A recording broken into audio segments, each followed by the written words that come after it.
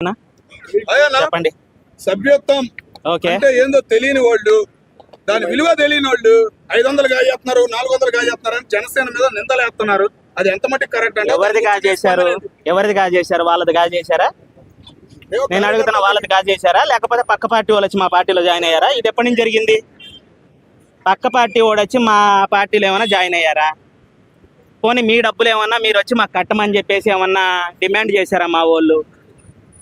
చెప్పండి. మరి పవన్ కళ్యాణ్ గారు ఏమన్నా ప్రెస్ మీట్ పెట్టి వైసీపీ వాళ్ళు, టీడీపీ వాళ్ళు అందరూ వచ్చి మా దాంట్లో జనసేనలు చేరండి అన్నారా?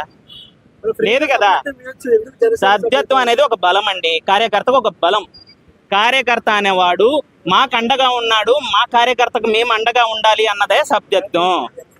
దానికోసం 400 అండి, 4000 అయినా ఇస్తామండి, మా ఇష్టం. మా నాయకుడు మాకు చెప్పాడు, తప్పేంటి?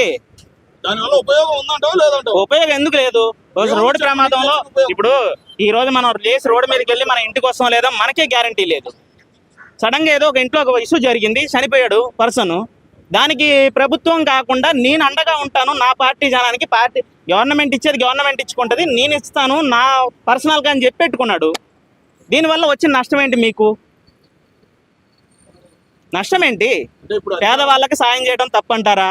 ఇప్పుడు పేదవాళ్ళు దానివల్ల ఎవరు లబ్ధి పొందిన వాళ్ళు లేరా? పోనీ లబ్ధి పొందిన వాళ్ళు ఎవరైనా మాకు ఇది జరగలేదు మేము డబ్బులు కట్టామని చెప్పారా? ప్రతి ఇంటికి ఇప్పుడు ఆంధ్రాలో ఎక్కడైనా సరే సభ్యత్వం తీసుకున్న వాళ్ళు ఇంటికి డబ్బులు వెళ్తుంది. 19,08,23,000 రూపాయలు పవన్ కళ్యాణ్ గారు అందించారు వాళ్ళ ఫ్యామిలీలకి.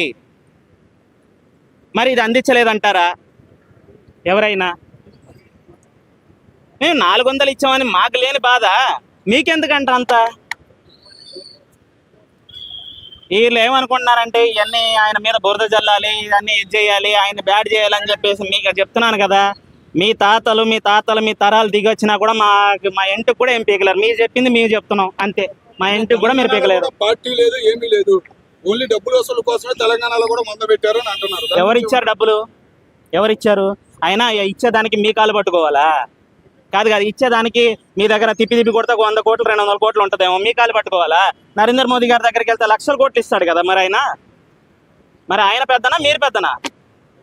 డబ్బు కోసం ఆశపడేవానికి మాట్లాడిగితే బాగుంటుంది. డబ్బు అంటూ ఆశ లేని వాడికి ఏం చెప్పినా మనం ఏమి ఇవ్వలేము, అది కరెక్ట్ కాదు.